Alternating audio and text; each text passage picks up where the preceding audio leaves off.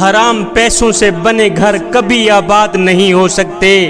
نافرمانی کی زندگی گزارنے والا، گناہوں کی زندگی گزارنے والا شخص کبھی بھی چین کی نیند نہیں سو سکتا، کبھی بھی سکون کی سانس نہیں لے سکتا۔ میرا اللہ فرماتا ہے، اے غفلت میں ڈوبے ہوئے انسانوں، اگر دنیا میں سکون چاہتے ہو، اگر دنیا میں چین چاہتے ہو، اطمینان چاہتے ہو، الا بذکر اللہ تطمئن القلوب، پھر آ جاؤ اللہ کی یاد کی ٹھنڈی چھاؤں میں بیٹھ جاؤ۔ جب تم اللہ کی یاد کی ٹھنڈی چھاؤں میں بیٹھ گئے، ہائے اللہ کی یاد کی ٹھنڈی چھاؤں میں ہی تمہیں چین ملے گا، اللہ کی یاد کی ٹھنڈی چھاؤں میں ہی تجھے سکون ملے گا، راحت ملے گی، اطمینان ملے گا۔ میرا اللہ فرماتا ہے، من اعرض عن ذکری فإن له معیشۃ ضنکا، فرمایا جو میری یاد سے منہ موڑ لے گا، جو میری یاد سے اپنا رخ پھیر لے گا تو میں اس کے سینے کو بند کر کے رکھ دوں گا۔ جو میری یاد سے منہ موڑ لے گا میں اس کے سینے میں گھٹن سی پیدا کر دوں گا۔ جب تمہارے سینے میں گھٹن سی پیدا ہو گئی تو پھر یاد رکھنا، پھر کوئی صورت، کوئی مورت، کوئی روپ، کوئی جان بھی تمہارا دل ہرگز نہیں بہلا سکے گی۔ اس گھٹن کو، اس سینے میں لگی ہوئی آگ کو جو چیز بجھا سکتی ہے وہ صرف اور صرف اللہ کی اطاعت کا ٹھنڈا پانی ہے، اللہ کی فرما برداری کا ٹھنڈا پانی ہے، اللہ کے عشق کا، اللہ کی محبت کا ٹھنڈا پانی ہے جو اس آگ کو بجھا سکتا ہے، جو اس گھٹن کو بجھا سکتا ہے۔ اس کے علاوہ اور کوئی چیز نہیں ہے جو اس گھٹن کو بجھا سکے۔ جوانوں، ہر نافرمان شخص کے سینے میں ایک آگ بھڑکا دی جاتی ہے، ہر گنہگار شخص کے سینے میں ایک آگ بھڑکا دی جاتی ہے، ہر شرابی شخص کے سینے میں، ہر زانی شخص کے سینے میں ایک گھٹن سی آگ بھڑکا دی جاتی ہے۔ یہ اللہ کا نافرمان شخص، یہ گنہگار شرابی زانی اس آگ میں جلتا جلتا سلگتا سلگتا بے نشان ہو کر مر جاتا ہے، یہاں تک کہ اس کا نام و نشان بھی نہیں رہتا۔ جوانوں، اس سے پہلے واپس آ جاؤ، واپس لوٹ آؤ، اس سے پہلے کہ زندگی کی شام ہو جائے۔ زندگی کی شام آنے سے پہلے پہلے اللہ کے ساتھ اپنا معاملہ درست کر لو۔ جوانوں، نافرمانی میں تباہی کے سوا کچھ نہیں ہے، اللہ کی نافرمانی میں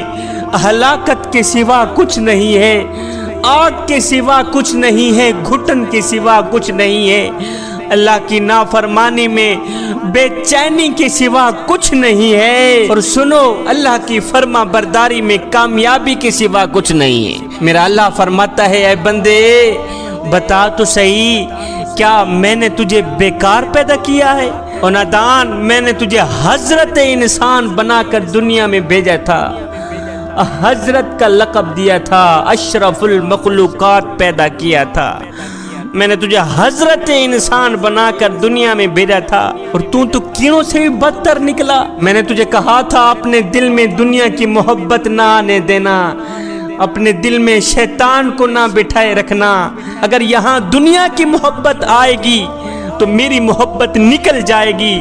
اے تو نے میری محبت کو نکال دیا، میرے رسول کی محبت کو نکال دیا، اور دنیا کی محبت کو تو نے یہاں سما دیا، اور تجھ سے بڑا نادان بھلا اور کون ہو سکتا ہے؟ میرا اللہ فرماتا ہے، بندو مجھے ایک بات تو بتاؤ، کیا موت کے بعد تمہیں کوئی نہیں پوچھے گا؟ کیا قبر میں جانے کے بعد، مٹی میں جانے کے بعد، کیڑوں کی غذا بننے کے بعد تمہیں کوئی نہیں پوچھے گا؟ اب اس سوال کا کسی کے پاس کوئی جواب نہیں ہے، کوئی جواب نہیں ہے۔ پھر اس سوال کا میرا اللہ خود جواب دیتا ہے، فرماتا ہے، وَمَا خَلَقْتُ الْجِنَّ وَالْإِنسَ إِلَّا لِيَعْبُدُونَ، فرمایا میں نے تمہیں پیدا کیا ہے اور دیکھنا چاہتا ہوں کہ تم میرے بن کے چلتے ہو یا کسی اور کے بن کے چلتے ہو، تم میرے بن کے چلتے ہو یا دنیا کے بن کے چلتے ہو، تم میرے بن کے چلتے ہو یا شیطان کے بن کے چلتے ہو۔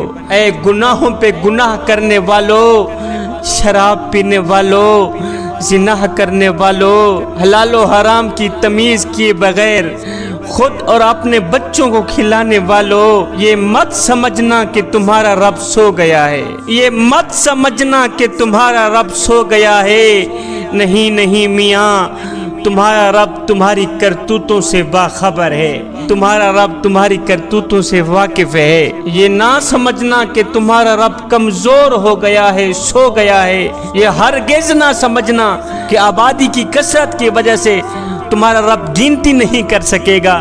یہ نہ سمجھنا کہ رات کو اندھیرے میں ہونے والی تمہاری مستیاں تمہیں اللہ سے چھپا لے گی۔ جوانو، تم جو کچھ بھی رات کے اندھیرے میں کرو یا دن کے اجالوں میں کرو، پہاڑ کی آڑ میں کرو یا زمین کی تہ میں کرو، چوٹیوں میں بیٹھ کے کرو یا میدانوں میں چھپ کے کرو، خلاؤں میں کرو یا فضاؤں میں کرو، جہاں کہیں جو کچھ مرضی آئے کرو، مگر یاد رکھنا تمہارا رب تمہیں دیکھ رہا ہے، تمہارے رب کی نظریں تمہاری طرف ہیں، تمہارا رب تمہاری ان کرتوتوں سے واقف ہے، دیکھ رہا ہے۔ وہ سویا ہرگز نہیں ہے، وہ غافل ہرگز نہیں ہے۔ تمہارے ایک ایک عمل پہ اس کی نظر ہے، تمہارے ایک ایک کام پہ اس کی نظر ہے، تمہاری ایک ایک نکلی سانس پہ اس کی نظر ہے۔ وہ رات کے دوسرے پہر ناچنے والی عورت کو بھی دیکھ رہا ہے اور مصلے پہ پیشانی رکھ کے سبحان ربی الاعلیٰ پکارنے والی کو بھی دیکھ رہا ہے، پیروں میں گھنگرو باندھ کے ناچنے والی کو بھی دیکھ رہا ہے،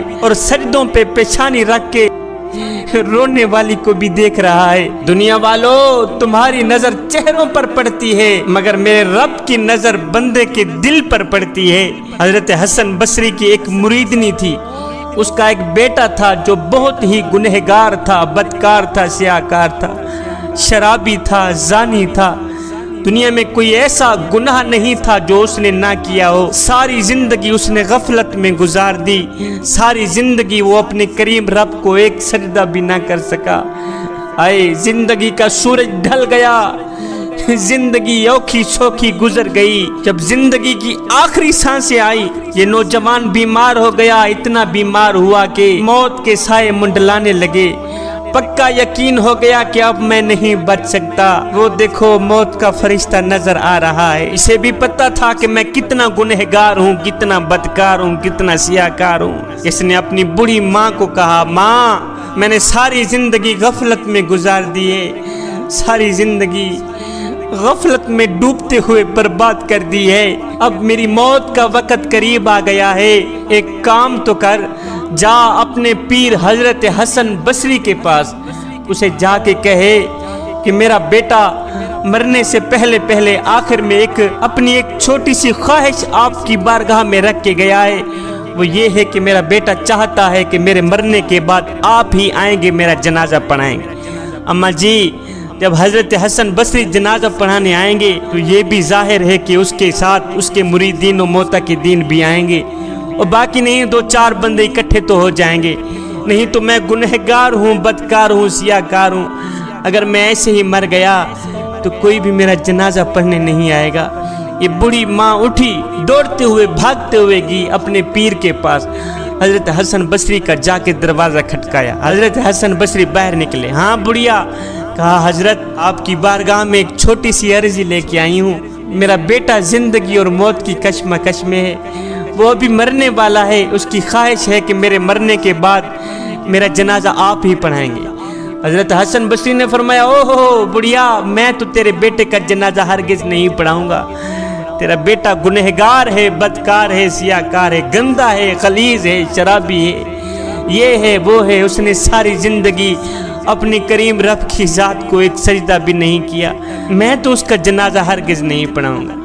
یہ سنتے ہی بڑھیا روتی ہوئی چیختی ہوئی واپس اپنے گھر میں آئی۔ دیکھا بیٹا زندگی اور موت کی کشمکش میں ہے۔ جا کر کہا، بیٹے کاش کہ اگر تو نے زندگی میں ایک اچھا عمل بھی کیا ہوتا، ایک نیک عمل بھی کیا ہوتا، آج میرے پیر و مرشد تیرا جنازہ پڑھانے سے انکار نہ کرتے۔ بیٹے تو نے ساری زندگی اللہ کی نافرمانی میں گزار دی۔ مرشد کے جنازہ نہ پڑھانے کی خبر سن کر یہ گنہگار شخص مرتے ہوئے بولا، کہا ماں مجھے ایک بات تو بتا. کہا جی بیٹے میں قربان تیری جوانی پر. کہا ماں مثال کے طور پر میرے مرنے کے بعد اگر اللہ تعالیٰ تجھے ایک پل کے لیے مہلت دے بھی دے کہ اے گنہگار کی ماں اگر تو چاہے اپنے بیٹے کو جنت میں بھیج دے اور اگر تو چاہے اپنے بیٹے کو جہنم میں ڈال دے تو کیا پسند کرے گی؟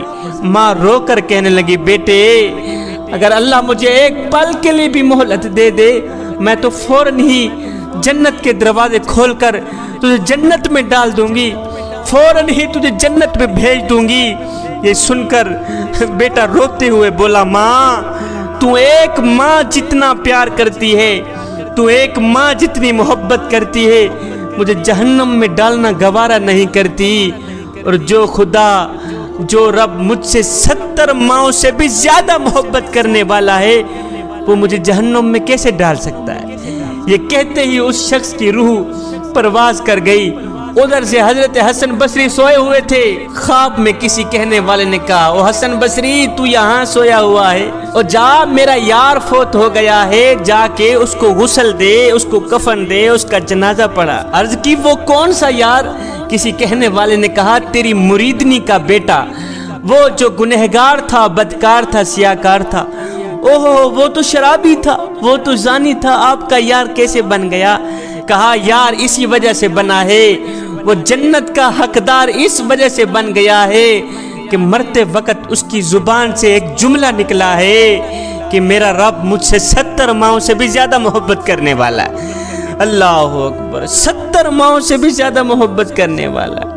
وہ گنہگار شخص میرے کرم کا سہارا لیتے مرا ہے، وہ گنہگار شخص میری رحمت کا سہارا لیتے مرا ہے، اور جو گنہگار بھی جو شخص بھی میری رحمت کا سہارا لیتا ہے، میرے کرم پہ نظر رکھتا ہے، میری رحمت پہ نظر رکھتا ہے، تو پھر میں اپنی رحمت کے صدقے اسے بخش نہ دوں، یہ میری رحمت گوارا ہی نہیں کرتی. ہے خشیت الہی میں آ کر خوف کی وجہ سے آنکھوں میں سے ایک آنسو نکلا تھا، ابھی ایک آنسو زمین پر نہیں گیا تھا، اللہ نے اس کی بخشش پہلے فرما دی.